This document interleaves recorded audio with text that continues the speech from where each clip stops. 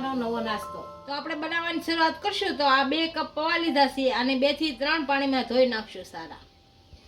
પૌવાને આપણે 2 થી 3 પાણીમાં ધોઈ લીધા છે. આને હવે મિક્સરમાં નાખી દઈશું.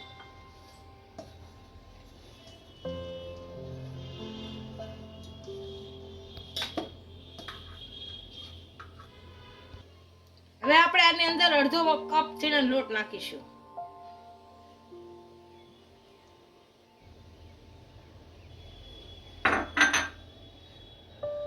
અડધી વાટકી દહીં નાખીશું. અને આપણે મિક્સરમાં કાઢી લેશું.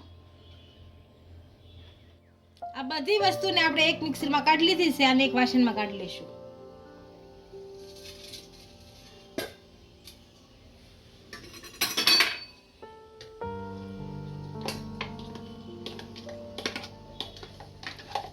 આપણને લાગે આ જાડું છે તો આમાં થોડું પાણી નાખીશું.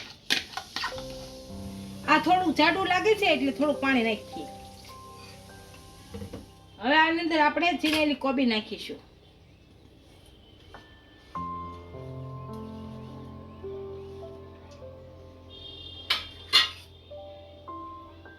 ઝીણા સુધારેલા કેપ્સિકમ નાખીશું અને ઝીણા સુધારેલા કાંદા નાખીશું.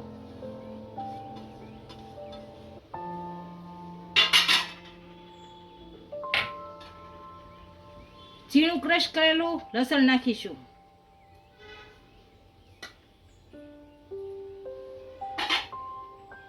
મીઠું નાખીશું. આમચૂર પાવડર નાખીશું અને ધાણા નાખીશું. હવે આની અંદર આપણે ચીલી ફ્લેક્સ નાખીશું. આને બધું મિક્સ કરી લઈશું.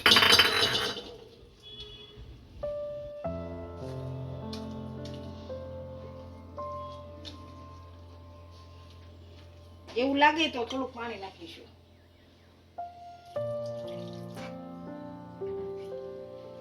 અને મિક્સ કરી દઈશું સારું.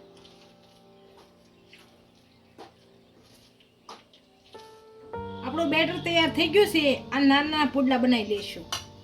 હવે આની અંદર આપણે થોડુંક તેલ નાખીશું.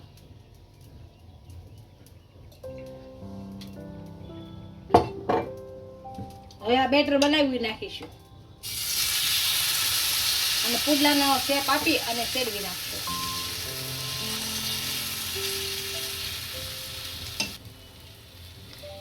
બેટરમાં આપણે પાણી નાખી અને થોડુંક પતલું કરી નાખ્યું છે અને થોડોક છણાનો લોટ નાખ્યો છે.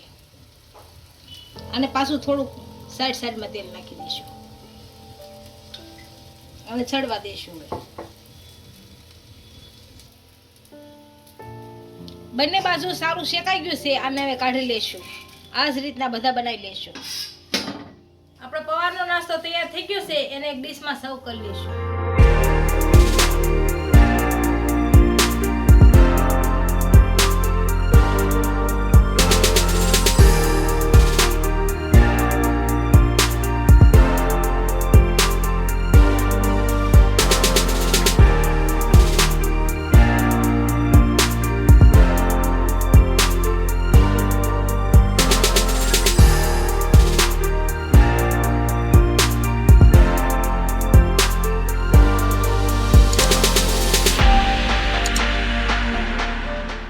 વિડીયો ગમ્યો હોય તો વિડીયોને લાઈક કરી દેજો. ઇન્સ્ટાગ્રામ અને ફેસબુક પર ફોલો કરી દેજો. મળીએ નવા વિડીયો સાથે.